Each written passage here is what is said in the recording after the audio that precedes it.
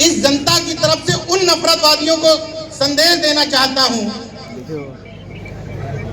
कि अभी तो परिंदे शुमार करना है, फिर हम बहुजन बताएंगे कि किस किस पे वार करना है। अम्बेडकरवादी मिलकर बताएंगे कि किस किस पे वार करना है। बड़ा गुरूर है विरोधियों तुझे, मगर हम सब कुछ इधर के दरिया को पार करना। और एक संदेश और दे देता हूं, वैसे मैं देता नहीं हूं, लगा के देख लो जो भी हो, हमें हटा के तुम गिनती में रह नहीं सकते। अब सीधे मुद्दे पे आ जाता हूं। इस कार्यक्रम की जो थीम थी,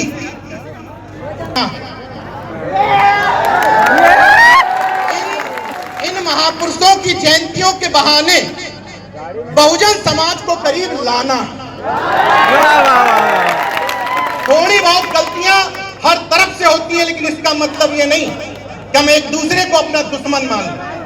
ये वक्त की जरूरत है कि हम एक रक्त वंश के लोग एकजुट होकर के मिलकर लड़ाई लड़ें।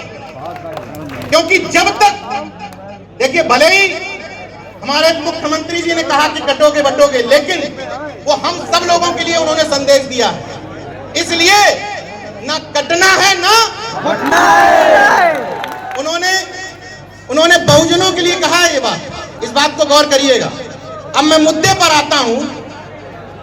दो महापुरुषों की जयंतियां, महाराज सिंह भारती जो वैज्ञानिक चिंतक कहे जाते हैं, मेरठ से सांसद रहे, सरदार वल्लभ भाई पटेल।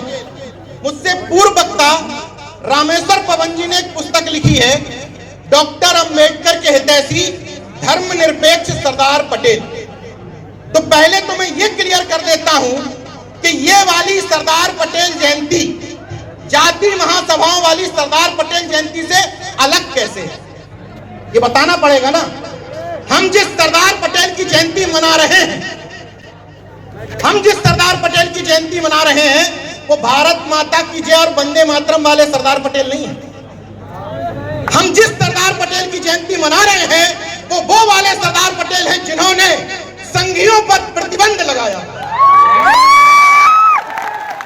हम जिस सरदार पटेल की आज जयंती मना रहे हैं वो वाले सरदार पटेल हैं जिन्होंने कहा था कि हिंदू राष्ट्र की सोच एक। सरदार पटेल की जयंती मना रहे हैं जिन्होंने श्यामा प्रसाद मुखर्जी को पत्र लिख करके कहा था कि तुम्हारा हिंदूवादी संगठन अतिवादी हो चुका है। हम उस सरदार पटेल की जयंती मना रहे हैं। जरा सोच करके देखिए, बाबा साहब को किसका माना जाता है? किसकी रचना की बाबा साहब ने? संविधान की। संविधान कहाँ लागू होता है? भारत देश में लागू हुआ ना संविधान। संविधान कहाँ का है? भारत देश का है ना। अब आप एक चीज सोचिए, सरदार पटेल और बाबा साहब एक दूसरे के कितने बड़े पूरक थे। टुकड़ों टुकड़ों में बटी हुई रियासतों को एक राष्ट्र बनाने वाले सरदार पटेल, उस राष्ट्र पर संविधान लागू करने वाले,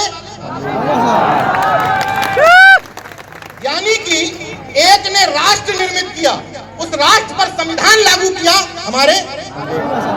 तो जब वो लोग इतने करीबी थे तो उनके वंशज काहे को लड़े मरे कर रहे थे? जो इन महापुरुषों का अपने आप में ठेका लिए घूम रहे हैं, वो कम से कम सरदार पटेल से इतना ही सीख लें कि वो अगर देश की 526 से ज्यादा रियासतों को एक कर सकते हैं तो हम अपने मोहल्ले के बहुजनों को एक क्यों नहीं कर सकते? और जिन समाजों को एक गलतफहमी है, नाम के बारे में छत्री लगा करके, कुर्मी छत्री, यादव छत्री, मौर्य छत्री, और निषाद भी हैं जल पछाड़ छत्री, और एकाध तो बैकवर्ड और एससी में ब्राह्मण भी हैं। तो उस छत्रित्व का मतलब पता क्या है?